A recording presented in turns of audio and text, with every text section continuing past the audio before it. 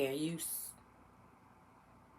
Bittersweet, you might say. A moment decades in the making for a story that we've been following for some time here on ABC News Prime.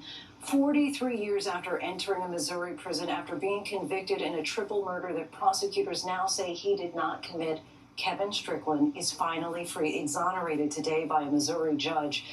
This is the moment that he thought might never come for the man at the center of one of the longest wrongful conviction cases in U.S. history. And while the record has finally been set straight for Strickland, just in the past week, we've gotten some painful reminders of Americans who went to the grave without any recognition that they were, in fact, innocent. Monday, a judge in Florida posthumously exonerated 4 black men known as the Groveland Four, who were falsely accused of raping a white woman in the Florida town of Groveland in 1949. And last week, nearly 57 years after the assassination of civil rights activist Malcolm X, 2 men convicted in connection with his killing were exonerated. Only one of them is still alive. In a statement, Muhammad Aziz said, "I hope the same system that was responsible for this travesty of justice also takes responsibility for the immeasurable harm that it caused me." Strickland, who is now 62, may share similar sentiments tonight. When he entered prison, he could walk. He now relies on a wheelchair. When we spoke with him in jail earlier this year and asked him what justice might look like, he said, "I don't know. I haven't seen it yet." I know you. It's been a long 43-year fight for Kevin Strickland, and tonight he can finally say he's a free man. Still in disbelief. No, I didn't think this day was going to come. Today, Missouri Judge James Welch ordered his immediate release, ending one of the longest wrongful convictions in U.S. history. I was actually watching a soap opera, and it thing went across the news break or whatever they call them, and I just couldn't believe what I was hearing. So that's how you learned? That's how I learned. The 62-year-old took the stand to testify at the start of an evidentiary hearing, finally getting a chance at freedom, one he's been waiting for decades. Strickland was convicted by an all-white jury in 1979, despite having an alibi and no physical evidence linking him to the crimes. He's remained adamant about his innocence all along. 2 fellas pled guilty to this triple murder, is that right? I know about that. And I guess I just have to ask, why didn't you plead guilty? I wasn't about to plead guilty to a crime I had absolutely nothing to do with. Wasn't going to do it. His case for exoneration largely hung on this crucial piece of evidence. The most important piece of evidence was a recantation of a witness. She has since died, but she really did a good job documenting her recantation, so we believe it to be a very credible recantation. Back in May, Jackson County prosecutor Jean Peters Baker announced that her office found Strickland innocent. So to Mr. Strickland, I am profoundly sorry for the harm that has come to you. But at the time, Missouri law prevented her from being able to release him or bring his case before a judge. When we spoke with Baker back in June, she did not mince words. Let's just call it what it is. This is wrong. And everyone that works in this system must find a way to do the right thing now. The right thing is getting Mr. Strickland out. Strickland's first exoneration hearing was held 2 weeks ago after a new law passed in August allowed Baker to file a petition on his behalf. Mr. Strickland, you have a lot riding on this hearing, is that right? The remainder of my life.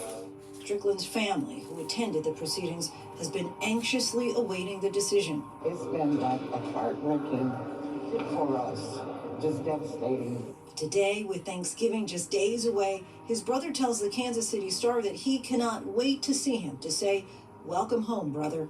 Strickland will not receive any compensation from Missouri. State law prevents exonerees who cannot prove their innocence through DNA from receiving compensation.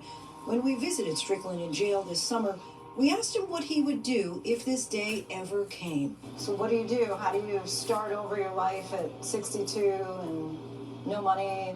You know, I kind of jokingly talked about that recently with a friend of mine. I guess I get me a cardboard box and get up under the bridge somewhere. Is that really? That's how you're going to start, you feel? I mean, what do I have? I mean, and I mean, if they were to tell me roll out now, they'd take this chair. I have to crawl out the front door. I have nothing. Under Missouri law, those who have been exonerated do not get compensation. It's another wrong, I believe, in Missouri's system, and one that should be corrected.